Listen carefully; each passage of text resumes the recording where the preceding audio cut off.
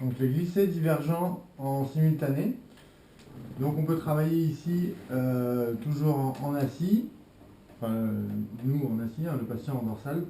Les deux mains se mettent les doigts opposés comme ça sous la colonne cervicale en mettant les index à peu près au niveau de C6, C7.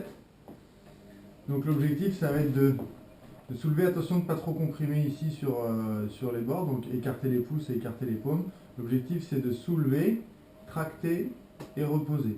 On va remonter d'un niveau, soulever, tracter et reposer, et on remonte comme ça de C6, C7 jusqu'à la base de l'occiput, en montant d'un niveau à chaque fois, soulever, tracter et reposer. Donc ça c'est en simultané.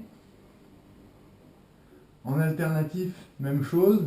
En revanche, là, on pourra se mettre debout. Alors, le simultané, on peut le faire debout aussi, mais on peut le faire assis aussi. En revanche, en alternatif, on se mettra toujours debout, donc bien se placer en fente pour placer son dos. Même chose, partir du niveau C6, C7.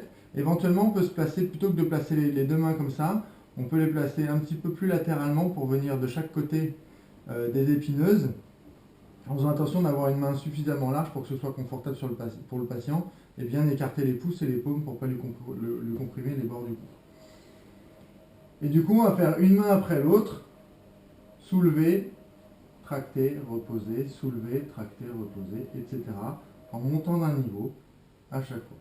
Donc c'est normal qu'il y ait une légère rotation de la tête associée, puisqu'on travaille en unilatéral, et c'est d'ailleurs un objectif, donc c'est plutôt des techniques qu'on va travailler vers la fin du traitement, quoi, en fin de prise en charge.